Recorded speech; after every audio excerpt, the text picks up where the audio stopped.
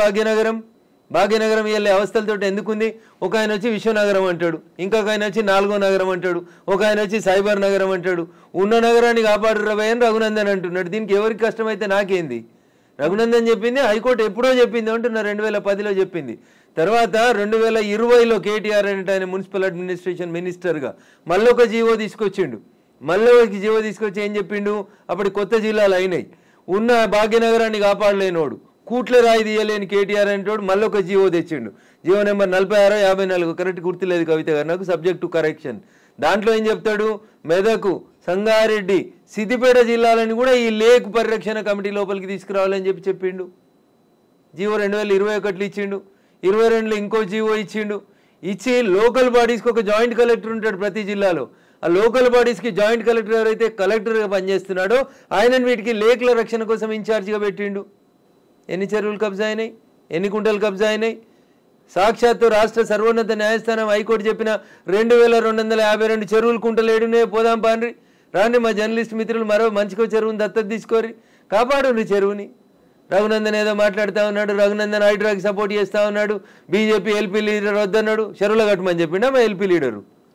మా LP leader చెప్పిండు కదా, ఆ ఫాతిమా కాలేజ్ సల్కం చెరువులో కట్టిందని కూలగొట్టమన్నాడు.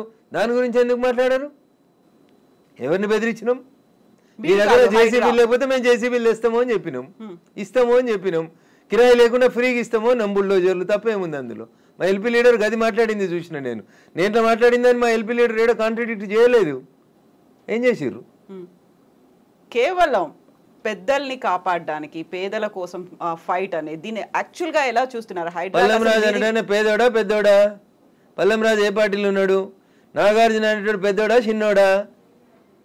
ఏం మాట్లాడతారు మీరు? మల్లారెడ్డి కాలేజీ కూలగొట్టొద్దా? మీరు పొంతన లేని ప్రశ్నలు అడగొద్దు. ఎవడు పెద్దోడు ఎవడు పేదోడు? చెరువులో కట్టినోడు పెద్దోడు అయితేంది, పేదోడు అయితేంది. చట్టం ముందు అందరు సమానలేని ముచ్చట చెప్తాం కదా మనం అందరం. మరి పెద్దోడు అయితేంది, పేదోడు అయితేంది. వాయనాడు ఎందుకు కొట్టుకుపోయింది? 4 రోజుల కింద ఎందుకు కొట్టుకుపోయింది? ఇదే NDRAలు, నేషనల్ డిజాస్టర్ రెస్పాన్సిబుల్ టీములు అన్నీ కూడా, నేషనల్ డిజాస్టర్ మేనేజ్మెంట్ టీములు కూడా అన్నీ ఏం చెప్పినాయి? అక్కడ తొలగించుర్రు, ఆ కట్టడాల చెరువులు కడ్డంగా, గుట్టలు కడ్డంగా, కొండలు కడ్డంగా కట్టినాయి అని చెప్పారు. తొలగించిరా? తొలగించలేదు. తొలగించకపోతే ఏమైంది? పార్లమెంట్ నడుస్తున్నప్పుడు లాస్ట్ మంత్లో చూస్తున్నాగా మనుషులు కొట్టుకుపోయారు కదా, ఊర్లు కొట్టుకుపోయినాయి కదా. మీరు ఎందుకు ప్రకృతిని విధ్వంసం చేస్తారు అంటున్నా. ఎవరిచ్చారు మీకు ఆ రైట్? ఒక సైన్స్ టీచర్ అడుగుతున్నా, పక్కకు పెట్టి రఘునందన్ ఎంపీ బీజేపీ మెదక్ పక్కన పెట్టి మాట్లాడుతున్నా. పర్యావరణ హితం కోరుకునే ఒక సైన్స్ టీచర్గా మాట్లాడుతూ ఉన్నా నేను. ఎకలాజికల్ ఇంబ్యాలెన్స్ జరగొద్దు అని చెప్తా ఉన్నా.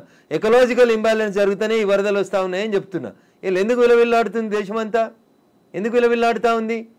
ఈ మాటని 1917లో ఒక రష్యన్ ఎడ్యుకేషనిస్ట్ చెప్తాడు, టిఆర్ మాల్తూస్. ఏమని చెప్తాడు? మనుషులు 2 into 2 4 అవుతురు, 4 into 4 16 అవుతురు, 16 into 16 326 ఇట్లా పెరుక్కుంటూ పోతా ఉన్నారు. కానీ మనిషి అవసరమైనటువంటి పంచభూతాలు గాలి, నీరు ఇవన్నీ పెరుగుతున్నాయి. అట్లా మీరు పెరిగినంత స్పీడ్గా పెరుగుతున్నాయా? పెరుగుతలేవు. కాబట్టి ఏ డే విల్ కమ్, భూమి తనకు బరువు ఎక్కువ అయిన రోజు జనాభాని మనం నియంత్రించకపోతే తానే నియంత్రిస్తుంది అని చెప్పి 1917లో ఒక రష్యన్ ఎడ్యుకేషనిస్ట్ చెప్తే, 10th క్లాస్ బయాలజికల్ సైన్స్లో పాపులేషన్ ఎడ్యుకేషన్ అనే పాఠం పిల్లలకి చెప్పడాన్ని ఆచరిస్తామని ఒక స్టూడెంట్ అడిగితే ఆచరిస్తా అని ఒక కూతురికే కన్ఫైన్ అయిన ఒక టీచర్గా అడుగుతున్నాడు. నేను ఇలా ఈ ప్రకృతిని విధ్వంసం చేసే హక్కు నీకెక్కడిది? అందుకనే వాల్కనోలు, అందుకనే సునామీలు, అందుకనే ల్యాండ్ స్లైడ్లు వస్తున్నాయి మన దేశంలో.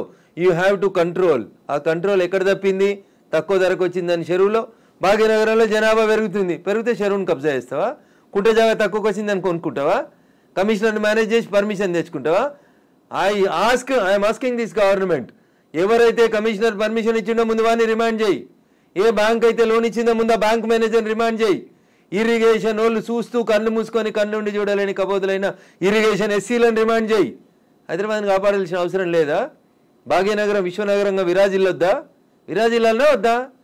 నువ్వు కట్టినావా చెరువు? నువ్వు తోడినావా చెరువు? ఉన్న చెరువుని చంపే హక్కు నీకెక్కడిది? ఇట్లే మాట్లాడతాడు రఘునందన్. మీకు నచ్చితే మీ ఇష్టం, మీకు నచ్చకపోతే మీ కష్టం. దానికి నేనేం చేస్తా? ఆర్టికల్ 19 నన్ను మాట్లాడమని చెప్పింది, మాట్లాడతా. మీరు నేను మాట్లాడితే ఆ పక్కన ఉన్నాయని ఏం మాట్లాడితే నాకేంది? ఎగ్జాక్ట్లీ ఇవన్నీ ఉన్నాయి. కాకపోతే పెద్దోడా? కోర్టు కేసులనే భారతదేశ సర్వోన్నత న్యాయస్థానం చెప్పింది, సుప్రీంకోర్టు, చెరువులు, కుంటలు, నాలాలు ఎవరు కబ్జా చేసినా నిర్దాక్షిణ్యంగా కూలగొట్టమని చెప్పింది. ఈ దేశంలో సుప్రీంకోర్టు కంటే పెద్ద కోర్టు ఏంది? ఏం కోర్టు ఉందో అంటున్నా. ఎవరు పడితే వాళ్ళు స్టే ఎట్లా ఇస్తారు? ఎవరు ఇచ్చారు మీకు అధికారం? సుప్రీంకోర్టు చెప్పింది వినాలని హైకోర్టులకు లేదా? ఏం వినాలే? మొన్న పోయారు కదా హైకోర్టుకు అనురాగ్ యూనివర్సిటీ వాళ్ళు. ఆయన కాయిదాలు చూసి వారం రోజులు టైం ఇచ్చి తహసీల్దార్ను ఒకవేళ ఎఫ్టీఎల్ ఉంటే తీసేయమని చెప్పిండ్రు. దానికి విద్యార్థులను అడ్డం పెట్టుకొని ఒక ఆయన, వెంచర్ను అడ్డం పెట్టుకొని ఇంకొక ఆయన, రాజకీయ నాయకులను అడ్డం పెట్టుకొని ఇంకొక ఆయన, ముఖ్యమంత్రి అన్నున్నాడని ఇంకొక ఆయన, ముఖ్యమంత్రి అన్నున్న కాలనీ అది దుర్గం చెరువు లేఅవుట్ కాదా? అది ఎట్లా లేఅవుట్ చేసిర్రు? అప్పుడు పర్మిషన్ ఇచ్చిన జిహెచ్ఎంసీ కమిషన్ని తెచ్చి ప్రాసిక్యూట్ చేయాలి కదా. దుర్గం చెరువు ఎన్ని ఎకరాలు ఉండాలి? వీళ్ళు ఎన్ని ఎకరాలు ఉంది?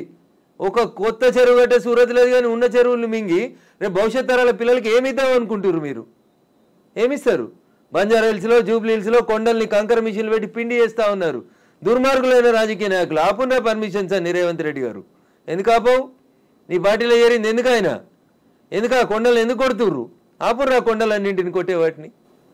ఇది ఇప్పటికిప్పుడు జరుగుతున్న విషయం కాదు, ఏళ్ల తరబడి రాత్రికి రాత్రి జరిగింది కాదు. ఎవరో ఒకరు మొదలు పెట్టాలా? ఎందుకు జరగలేదు? ఎవరో ఒకరు, అరే ఇంతకాలం నువ్వు గడ్డి తిన్నావు, ఇలా అన్నం తింటున్నావు, it is wrong in it. మీరు గడ్డి తిన్నారు కాబట్టి నేను గడ్డి తినాలా? నాకంటే ప్రభుత్వం ముందు తప్పు చేసింది కాబట్టి నేను తప్పు చేయాలనా? Once again I'm telling I'm not supporting Revanth Reddy. ఊరు బాగుండాలా వద్దా? పిల్లలు మీ కళ్ళ ముంగట వాయినాల్లో కొట్టుకుపోయినట్టు బురదలలో కొట్టుకుపోవాలని కోరుకుంటురా? నేను కోరుకుంటలేను. నా భాగ్యనగరం బాగుండాలని కోరుకుంటున్నా. ప్రపంచానికి హైదరాబాద్ ఒక కీర్తి ప్రతిష్టలు ఇచ్చిన నగరం. 400 సార్లుగా చరిత్ర ఉంది దీనికి. ఇంత మాట్లాడతారు. అసలు భాగ్యనగరాన్ని భాగమతి నది ఒడ్డున కట్టినప్పుడు ఎందుకు కట్టిర్రు? అప్పుడు ఏమైనాయి? వరదలు రాలేదా? మూసీకి వరదలు రాలేదా? అప్పుడు ఏం తెలుసా హైదరాబాద్ చరిత్ర వీళ్ళకి మాట్లాడేటోళ్ళకి? ఈ ముఖ్యమంత్రి వచ్చి మూసీ ప్రక్షాళన అంటాడు, ఆ ముఖ్యమంత్రి వచ్చి కాళేశ్వరం అంటాడు, ఈయన 1,00,000 కోట్లు అంటాడు, ఆయన 1,00,000 కోట్లు అంటాడు. నేను వాళ్ళ కమిషన్ల కోసం మాట్లాడతలేను. నేను మల్లారెడ్డి గారు కడితే గులగొట్టుర్రి, పల్లారా ఐశ్వర్రెడ్డి గారు కడితే గులగొట్టుర్రి, నాగార్జున గారు గులగొడితే నేను కదా అందరికంటే ముందు మాట్లాడింది. కోర్టు స్టే ఇచ్చిందంటే ఎట్లా ఇస్తుంది కోర్టు అని అడిగిన. బరాబర్ అడుగుతా నేను. పొద్దున 6 గంటలకు కూలగొట్టుడు మొదలు పెడితే మధ్యాహ్నం లంచ్ మోషన్ అయింది, 3 గంటలకు స్టే అయింది. అది స్టే అని మీడియా మిత్రులు తప్పు రిప్రజెంట్ చేసిరు. స్టేటస్కో ఇచ్చింది, అది కూడా కరెక్ట్ కాదంటే నేను జడ్జి గారి ముందు కూడా ఇట్లా వాదిస్తా. నేను కూలగొట్టాలి అంటున్నా. 2014లో చెప్పింది అంటున్నా ఆంధ్రప్రదేశ్ ఉమ్మడి హైకోర్టు. ఏమని? ఎన్ కన్వెన్షన్ సర్వే చేయమని చెప్పింది హైకోర్టు. సర్వే చేసి హెచ్ఎండిఏ 2016లో రిపోర్ట్ ఇచ్చింది. అందులో 3.5 ఎకరాల ఎఫ్టీఎల్ బఫర్ జోన్ ఉందని. 2016 నుంచి ఇలా ఎందుకు కూలగొట్టలేదు అంటున్నా. కోర్టు ఉత్తర్వులను ఎందుకు ఉల్లంఘించారు? ఏం జరిగింది అనుకుంటున్నారు మీరు? ఏం జరుగుతుంది? వాళ్ళ కోడలు బ్రాండ్ అంబాసిడర్ అయింది చేనేతకి. ఆమెకి చేనేత తెలియదు, చీర తెలియదు. ఆమెను తెచ్చి బ్రాండ్ అంబాసిడర్ చేసారు. ఆ సంబంధాలు ఏం సంబంధాలు వాళ్ళు చెప్పాలి, అప్పుడున్న వాళ్ళు చెప్పాలి. నాకేం తెలుస్తుంది? వాళ్ళకి ఆ రంగుల లోకంతో ఉన్న రక్త సంబంధం ఏందో వాళ్ళు చెప్తే బాగుంటుంది. నానోరు ఎందుకు ఖరాబ్ చేస్తారు? రంగుల లోకంతో రక్త సంబంధం అలా అనుకుంటే కేవలం ఎన్ కన్వెన్షన్ నాగార్జున దాని మీదే ఉంటుందా? ఇప్పటికి పద్మాలయ స్టూడియో మీద లొల్లిపెట్టింది రఘునందన్. ఇదే హరీష్ అని 6 అడుగులు ఉన్నాడు మాట్లాడిండు. మళ్ళీ పర్మిషన్ ఎట్లా ఇచ్చారు ప్రభుత్వం రాగానే? ల్యాంకో హిల్స్ వక్ఫ్ భూమిలో ఉన్నారు. 10 ఏళ్ళు అధికారంలో ఉన్నాడు కేసీఆర్ అంటే. ఆయన ఒక రోజైనా మాట్లాడండి ఆ వక్ఫ్ భూముల గురించి? లగడపాటి కడుతుండని చెప్పి ల్యాంకో హిల్స్ అంతా వక్ఫ్ భూములు దున్నుతాం, పల్గొడతాం, ఇరుగొడతాం అన్నారు. పర్మిషన్ ఎవరు ఇచ్చారో తెలుసా కవిత గారు? పద్మాలయ స్టూడియోలో అపార్ట్మెంట్లు కట్టుకోవడానికి పర్మిషన్ ఇచ్చింది ఇదే గౌరవనీయులు కేసీఆర్ గారు, కేటీఆర్ గారు, హరీష్ రావు గారు. ఆ రక్త సంబంధం ఏందో అడుగుండ్రు. జర్రంత అవతలకి పోతే ఎంఆర్ ప్రాపర్టీస్ అని ఒకటి ఉంటాయి. ఎంఆర్ ప్రాపర్టీస్లో రైతులు, తెలంగాణ రైతులు మా భూములు పోతున్నాయని ఏడిస్తే వాళ్ళకి పైసలు ఇప్పిస్తామని స్పీచ్లు ఇచ్చిండు. ఇదే కేటీఆర్, అదే హరీష్ రావు, అదే కేసీఆర్ అన్నట్టు. ఆయన 10 ఏళ్ళు మంత్రులుగా పదవి అనుభవించారు. ఎన్నడన్నా ఎంఆర్ ప్రాపర్టీస్లో భూములు కోల్పోయిన రైతుల గురించి మాట్లాడేందుకు వీళ్ళకి నోరు వచ్చిందా? ఎందుకు రాలేదనుకుంటారు కవిత గారు? కారల్ మార్క్స్ అని కమ్యూనిస్టు సిద్ధాంతకర్త చెప్తాడు, మానవ సంబంధాలన్నీ ఆర్థిక సంబంధాలనే చెప్తాడు. అందుకనే రాఘవేంద్రరావు సినిమాక్స్ని ముట్టలేదు టీఆర్ఎస్ పార్టీ. పద్మాలయ స్టూడియోస్లో అపార్ట్మెంట్లు కడుతుంటే సపట్లు కొట్టిర్రు. ఎంఆర్ ప్రాపర్టీలో తెలంగాణ రైతులు మునిగిపోతే నోరు మూసుకున్నారు. నాలాంటి ఎవడో మాట్లాడాలి కాబట్టి మాట్లాడడం మొదలు పెడతా ఉన్నాం. I stand for the poor only. నేను ఇప్పుడు ఈ రాష్ట్ర ప్రభుత్వాన్ని డిమాండ్ చేస్తా ఉన్నా. కానీ నేను అమ్ముతురు కదా కోకాపేటలో ఎకరం 100 కోట్లు పెట్టి 100 ఎకరాలు అమ్మిండ్రు కదా. ఆ పక్కన ఇంకా 150 ఎకరాలు ఉంది ప్రభుత్వ భూమి. ఇప్పుడు ఈ ఇండ్లు పోతున్న వాళ్ళందరికీ ఒక 25 ఎకరాలు లేఅవుట్ చేయండి. ఈ పేదోళ్ళందరికీ మనిషికి 100 గజాల స్థలం ఇయ్యండి. ప్రధానమంత్రి ఆవాస్ యోజన కింద ఇంటి పైసలు 5 లక్షలు ఇయ్యండి. ఇందిరమ్మ ఇంటి కింద నువ్వు 5 లక్షలు. ఈ నాలాల మీద కట్టుకున్న వాళ్ళు, చెరువులు కుంటలలో కట్టుకున్న వాళ్ళ కోసం ఏంది కోకపేటలో 100 కోట్లకు ఎకరం పోయే భూమిలో వీళ్ళకి లేఅవుట్ చేసి 25 ఎకరాలు అక్కడ ఉప్పల్ బగాయితో లగాయితో అని పెట్టి అమ్మిర్రు కదా ఊడా యాక్షన్ పెట్టి. అట్లా ఈ గరీబ్ వాళ్ళందరికీ తీసుకొచ్చాడు కాలనీ కట్టు. వీళ్ళు అరువులు కాదా 100 కోట్ల భూమిలో ఉండేందుకు? 10 ఏళ్ల క్రితం కట్టుకున్న ఇల్లు కన్నం కూడా కూలిపోతుంది కదా, బాధపడుతురు కదా. వాళ్ళని తీసుకొచ్చాడు 25 ఎకరాలు లేఅవుట్ చేయి Revanth Reddy. Then I will support you, then I will congratulate you. అంతేగాని అసదుద్దీన్ ఓవైసీ ఇచ్చిన ఉడత ఊపులకు భయపడితే 400 కాదు 4000 స్టూడెంట్స్ ఉన్నారని బెదిరిస్తాడు. ఎందుకు సల్కం చెరువు కూల్తలేదు? కూలాలి కదా సల్కం చెరువులో ఉన్న ఫాతిమా మెడికల్ కాలేజ్. ఎందుకు భయపడుతున్నారు? ఏమవుతుంది రేవంత్ రెడ్డి గారు? మొదలుపెట్టినావు కదా, కొట్టేసేయన్ని. అపప్రద నీకెందుకు? మల్లారెడ్డితోటి పాత పగుందని, పల్లారాజేశ్వరరెడ్డి పార్టీ మారతలేడని కొడుతున్నా చెడ్డ పేరు ఎందుకు? ముందు అసదుద్దీన్ ఓవైసీ తోటి మొదలుపెట్టు. సో మధ్యలో విద్యా సంవత్సరం అక్కడ ఆల్టర్నేట్ అనేది దసరా సెలవులు వస్తాయి కదా, ఇమీడియట్ గా ఆల్టర్నేట్ ఇంకో ఎందుకు దొరకదు? కాలేజ్ లో ఎందుకు దొరకదు? అకామిడేట్ చేయడానికి ఎందుకు దొరకదు అంటున్నా. ఒక్క రోజులో కట్టేస్తారు. ఇప్పుడు అంతా కిర్బీ షీట్లు అనే స్ట్రక్చర్లు వచ్చినాయి కదా, టెంపరీ స్ట్రక్చర్లు. 20 మొత్తం రింగ్ రోడ్ పక్కన అన్ని బిల్డింగ్లు ఖాళీగా ఉన్నాయి, తీసుకొని కట్టుకోమని ఉండ్రి. ఇన్ని రోజులు అనుభవించారు కదా చెరువులో కట్టుకొని, దానికి రెంట్ కట్టుర్రి ప్రభుత్వానికి. ఫీట్ కింద వసూలు చేయాలి రేవంత్ రెడ్డి గారు ప్రభుత్వం ఇవాళ. ఏసి నిజంగా ఎవరైనా పేదలకు నష్టం జరుగుతుంది చెరువులలో తెలిసి తెలియక అమాయకంగా ప్రభుత్వం లేఅవుట్కి పర్మిషన్ ఇస్తే కట్టుకున్న వాళ్ళు ఉన్నారు, వాళ్ళందరినీ తీసుకొచ్చి కోకపేటలో పెట్టండి అంటున్నా. ఏంది ప్రాబ్లం ఏంది మీకు?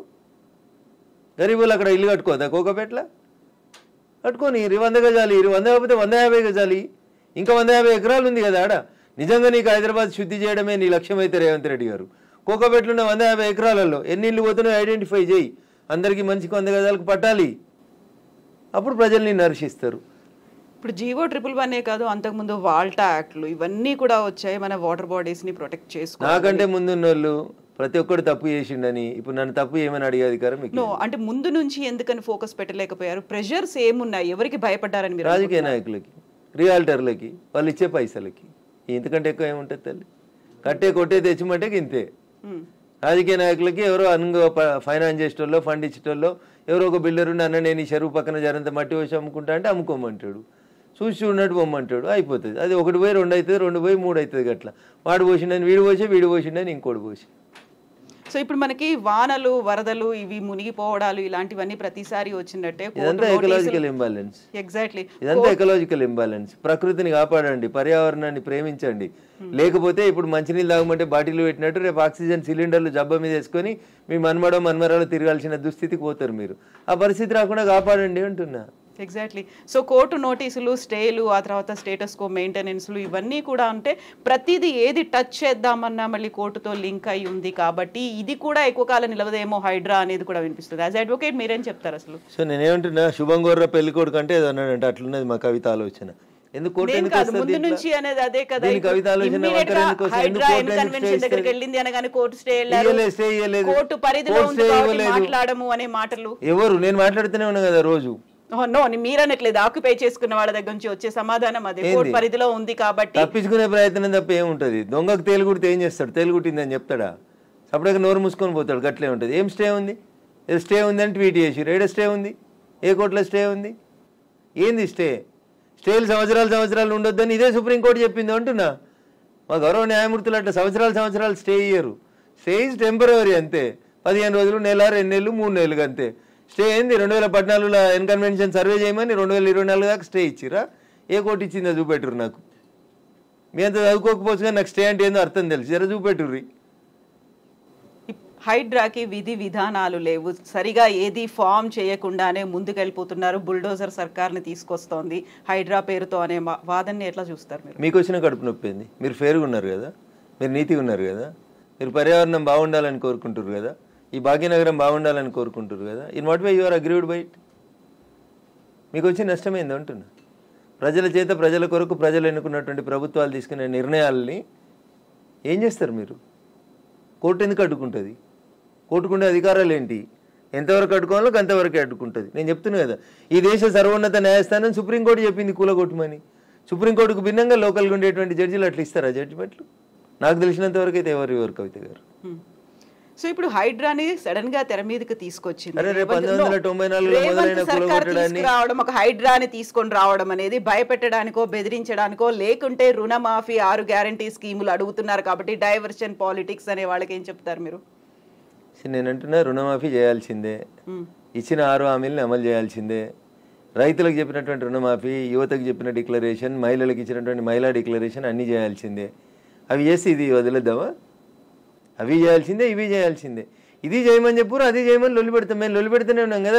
బీజేపీ ప్రశ్నిస్తున్న, బీజేపీ పేరిట ప్రశ్నిస్తున్న తెలంగాణ పేరిట మేమంతా నడుపుతూనే ఉన్నాం కదా. రైతన్నల రుణమాఫీ కోసం మాట్లాడితే హైడ్రా గురించి మాట్లాడొద్దా?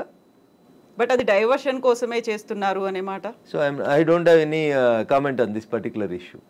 నేనేమంటున్నా, నేను రుణమాఫీ కాలేదు, రైతులతో చేయించేది రైతులతో చేపియ్యి, హైడ్రాకి దానికి ఏం సంబంధం అంటున్నా. ఎందుకు రాస్తున్నాయి పేపర్లు హైడ్రా గురించి అంత గొప్పగా? వదిలేసారు, ఆయన పని ఆయన చేసుకుంటూ పోతాడు, మీ పని మీరు చేసుకోరు. రుణమాఫీ గురించి మీరు రాయమంటే రాస్తారా? రాయరు కదా. రైతులు మాట్లాడితే మన పేపర్లలో హెడ్ లైన్స్ రావు కదా. ఏమవుతాయి మనకి? హైడ్రా హైడ్రా మా కేటీఆర్ అంటాడు, ఆయన పోయి అమెరికాలో అంటాడు, అది ఫుల్ హాఫ్ పేజీలు వస్తుంది, పెద్ద పేజీలలో వస్తుంటుంది, ఫస్ట్ పేజీలలో. 119 ఎమ్మెల్యేలలో ఆయన యువరాజు అయినట్టు ఆయన మాట్లాడితే పైన ఒక బాక్స్ కట్టి రాస్తారు మీరు. ఆయన కట్టిన జన్వాడ ఫామ్ హౌస్ నాది కాదని స్టేట్మెంట్ మారుస్తాడు. ఒక్క మీడియానైనా రాసిందా? రేవంత్ రెడ్డి అన్నట్టు ఆయన అరెస్ట్ చేసిన రోజు ఈ ఫామ్ హౌస్ నాది, ఇగో దాని మీద డ్రోన్ ఎగిరేసినావు, ఇగో క్రైమ్ నెంబర్ ఇంత, నార్సింగ్ పోలీస్ స్టేషన్ అని తీసుకొచ్చి ఒక్కరైనా రాసిరా మా జర్నలిస్ట్ మిత్రులు? ఇవాళ అది నోరా మోరా, ఇది నాది కాదు నా దోస్తుంది అని చెప్తే ఎందుకు రాయారు? ఆ రోజు స్టేట్మెంట్ ఈ రోజు స్టేట్మెంట్ రెండు పక్క పక్కన పెట్టి ఎందుకు చూపాయించారు? ఎలక్ట్రానిక్ మీడియాలో ఎందుకు చూపెట్టారు? ఎందుకు చూపెట్టరు అంటున్నా. ఎవరా దోస్తు? ఎందుకు నీకు లీజుకి ఇచ్చిండు? ఆయనకు నీకున్న వ్యాపార సంబంధాలు ఏంది? అది కదా మీరు బయట పెట్టాల్సింది. మునిపోయిన కంపెనీకి వారసుడు కదా ఆయన, నీకు జాగి ఇచ్చిన ఆయన, లీజ్ ఇచ్చిన ఆయన. 8,000 కోట్లు ఎగ్గొట్టిర్రాళ్ళు ఈ దేశంలో. అది మాట్లాడుకుందాం గట్లా. ఇవి మాట్లాడితే మంచిగా ఉంటాయి కదా కవిత గారు. ఆయన డింగ్ డింగ్ అని ఎగురుకుంటూ పోయి జొన్నవాడ ఫామ్ హౌస్ ఆ రోజు ఎందుకు చేసినావు? డ్రోన్లు ఎగురుతలేవా? తెలంగాణలో డ్రోన్ ఏడా ఎగురుతలేదా? డ్రోన్ ఎగురిస్తే తప్ప ప్రతి పెళ్లిలో డ్రోన్ ఎగురుతుంది, ప్రతి బరాతలో డ్రోన్ ఎగురుతుంది, ప్రతి శ్రీరామనవమికి డ్రోన్ ఎగురుతుంది, ప్రతి వినాయక చవితికి. ప్రైవేట్ ప్రాపర్టీ మీద ఎగరడం అనేది నీది కాదు కదా ప్రాపర్టీ. నువ్వెందుకు కంప్లైంట్ ఇచ్చినావు? నీకెందుకు కడుపున వచ్చింది? జన్వాడ ఫామ్ హౌస్ నీది కాదు కదా, నీ దోస్తుంది కదా. ఒక ఎంపీ పార్లమెంట్ నడుస్తుంటే ఢిల్లీకి వెళ్ళి హైదరాబాద్కి వస్తే ఎయిర్పోర్ట్కి వెళ్ళి పట్టుకొచ్చి రిమాండ్ చేసారు కదా నార్సింగ్ పోలీసు వాళ్ళు. అప్పుడు ఎందుకు చేసినావు? నీది కాని ఫామ్ హౌస్లో, నీ దోస్తు ఫామ్ హౌస్లో ఎవరు నీ దోస్తు పేరు చెప్పు, ఆయనకు ఆస్తి ఎక్కడిదో చెప్పు, ఏ కంపెనీ పెట్టి షేర్లు ముంచిరో చెప్పు, ఏ కంపెనీ పెట్టి వాళ్ళు నాయన జైలుకి పోయిండో చెప్పు, గవి చెప్పు కదా. వాస్తవాలు జనాలకి తెలియకుండా చేస్తారు కాబట్టి నాలంటోడు మాట్లాడాల్సి వస్తుంది. హైడ్రామా అన్నారు, ఎవరు చేస్తున్నారు హైడ్రామా? అన్నోడు చేస్తున్నాడు అంతే. ఎవడు అన్నాడు? ఎవడన్నాడు? పేరు చెప్తాలి, చెప్తావా? వాని చరిత్ర ఏందో చెప్పిపోతే. మీరు అన్నారు ఇప్పుడు హైడ్రామా చేస్తున్నారని. నేను చెప్పలేదు, ఆ పొరపాటున కూడా అనలే. హైడ్రా వాళ్ళ పనులు చేసుకుంటూ పోనీరు అంటున్నా. సల్కం చెరువును గులగొట్టిన రోజు రంగనాథ్ సంగతి అడుగుతాను నేను, రేవంత్ రెడ్డి సంగతి కూడా అడుగుతా. మొదలు పెట్టగానే అడ్డమైంది కాలాల కట్టే పెడతారు అంటున్నా. మల్లారెడ్డి కాలేజీని గులగొట్టకపోతే అడుగుతా నేను. స్టే ఇస్తే కోర్టుకు ఆర్గ్యూ చేస్తా, స్టే వేకెట్ చేయమని ఆర్గ్యూ చేస్తా. తప్పేముంది అందులో? నీతిగా ఉన్నా, నిజాయితీగా ఉన్నా కాబట్టి నిజాయితీ వైపే ఉన్నా, ధర్మం వైపే ఉన్నా, మా పార్టీ గట్టే ఉండమన్నది. గిట్లే మాట్లాడితే గడిదిక్కే ఉంటా. పేదవాళ్ళకు నష్టం అవుతుంది. రేవంత్ రెడ్డి దగ్గరికి పోతాం, లొల్లి చేస్తాం, కూలిపోతున్న వాళ్ళ కోసం అక్కడ లేఅవుట్ 25 ఎకరాలు చేయమని అంటుతాం. అది ధర్మం. అది కడుపు కాలినందుకు నిలబడతా ఖచ్చితంగా. So Raghunandan Rao advocate and రాజకీయ నాయకుడు ఇప్పుడు ఒకవేళ ఏదైనా మాట్లాడాలి అంటే ఊరికే అలా ఆరోపణ చేయకుండా ఆధారాలతో సహా చూపిస్తాడు అనేది. జన్వాడ ఫామ్ హౌస్ కి సంబంధించి మీ దగ్గర అన్ని ఆధారాలు ఉన్నాయా? నేను ఎప్పుడు దాని మీద ఇన్వెస్టిగేషన్ చేయలేదు. నేను ఎందుకని? నేను వ్యక్తిగత జీవితాల్లోకి ఎవరి జీవితాల్లోకి పోవాలనుకోలేదు. సరే, అప్పుడు రేవంత్ రెడ్డి పోయినాడు, ఆయన దగ్గర ఆధారం ఉంటేనే పోయిండని నేను అనుకుంటున్నా. అది వాళ్ళిద్దరికి సంబంధించిన వ్యక్తిగతమైన పంచాయతీగా చేసుకున్నారు వాళ్ళు. Let it be decided. నేను ఇవాళ అడుగుతుంది ఏంటంటే, మీకు జన్వాడ ఫామ్ హౌస్ నాది, నా వ్యక్తిగత జీవితానికి భంగం వాటిల్లింది, మా ఫామ్ హౌస్ మీదకి వచ్చి డ్రోన్ కెమెరా ఎట్లా ఎగిరేస్తారు, ఇవి రఘునందన్ మాట్లాడలే. ఆ రోజున యువరాజు కేటీఆర్ మాట్లాడిండు. మా ప్రైవేట్ ఆస్తులకు వచ్చి డ్రోన్ కెమెరాలు ఎగిరితే కేసు పెట్టామా అని మాట్లాడిండు. ఇవాళ ఆ ఫామ్ హౌస్ నాది కాదు అని చెప్పడానికి అది నోరా మోరా అని అడుగుతున్నా. దానికి సమాధానం చెప్పు. ఏం పెట్టి కడిగిరు? ఫినాయిల్ పెట్టి కడిగిరా? 3 ఏళ్ల కింద రేవంత్ రెడ్డిని డిమాండ్ చేసిన రోజు నీ ఫామ్ హౌస్ ఎట్లయింది? ఇవాళ అది నిబంధనలకు వ్యతిరేకంగా పెట్టిరని గవర్నమెంట్ ఇన్వెస్టిగేషన్ చేస్తే అది నాది కాదు మా దోస్తుంది. ఇంత దారుణమైన అబద్ధాలు ఆడితే ఎట్లా? నేను అడిగిన దాంట్లో ఏమైనా తప్పుంటే చెప్పురు కవిత గారు. మీకు డౌట్ ఉంటే నేను ఆ రోజు కేటీఆర్ మాట్లాడిన మాట, ఈ రోజు కేటీఆర్ మాట్లాడిన మాటలు 2 పంపిస్తా. ఈ ఇంటర్వ్యూ మధ్యలో ఆపి అది ప్లే చేయండి, తెలుస్తుంది మీకు.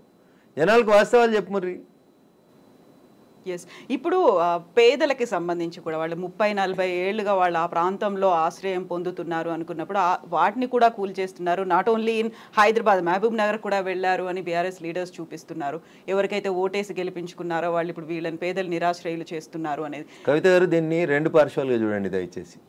హైడ్రా చేస్తున్న పనిని అభినందించుర్రు. చెరువులు, కుంటలు, నాలాలలో కట్టినవి తొలగించుండ్రు. ఒకవేళ అందులో నిజంగా గరీబోడు ఉంటే, ఎంక్రోచ్మెంట్స్ లేవు, పేదోడు బలైండు, అక్కడ ఒక మున్సిపల్ లేఅవుట్ అయింది, ఆ లేఅవుట్ ప్రకారం వాళ్ళు కొనుక్కున్నారు అని అంటే ప్రభుత్వం వాళ్ళకి ప్రత్యామ్నాయ ఏర్పాట్లు చేయాల్సిందే. It is an undisputed issue. మళ్ళీ చెప్తున్నా నేను 2 రోజుల తర్వాత నేను అదే చెప్తా ఉన్నా మీకు. ఉప్పల్ బగాయితో లగాయితో నాకు పేరు I'm not remembering recollecting it proper.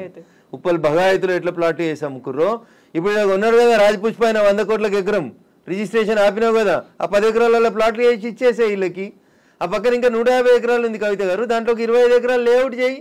ఈ ఇండ్లు కోల్పోతున్న వాళ్ళందరికీ అంటున్నా your the custodian of the peoples money, అంతేగాని నువ్వు ఓనరు కాదు కదా.